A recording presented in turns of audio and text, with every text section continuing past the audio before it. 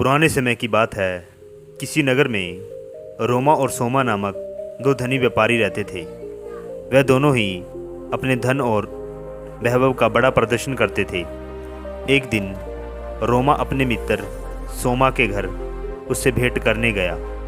रोमा ने देखा कि सोमा का घर बहुत विशाल और 3 मंजिला था। रोमा ने यह भी देखा कि नगर में सभी निवासी सोमा के घर को बड़े विस्मय से देखते और उसकी बड़ी तारीफ करते थे। अपने घर वापसी कर रोमा बहुत उदास था कि सोमा के घर ने सभी का ध्यान खींच लिया है। उसने उसी वस्तुकार को बुलाया जिसने सोमा का घर बनवाया था। उसने वस्तुकार से सोमा के घर जैसा ही 3 मंजिला घर बनाने को कहा। वस्तुकार ने इस काम के लिए हामी भर दी और काम शुरू हो गया।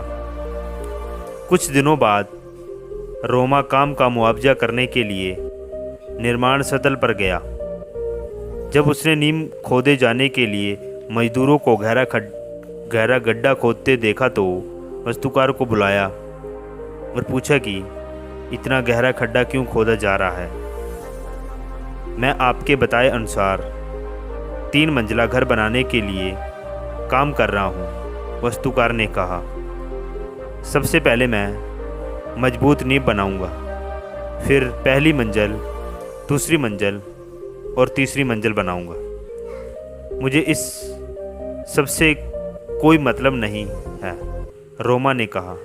तुम सीधे ही तीसरी मंजिल बनाओ और उतनी ही ऊंची बनाओ जितनी ऊंची तुमने सोमा के लिए बनाई थी। नींव की और बाकी मंजिलों की परवाह मत करो। ऐसा तो नहीं हो सकता, वस्तुकार ने कहा।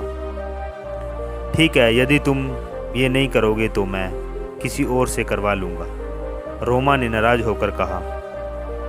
उस नगर में कोई भी वस्तुकार नींव के बिना वह घर नहीं बना सकता था। वह घर कभी बना ही नहीं।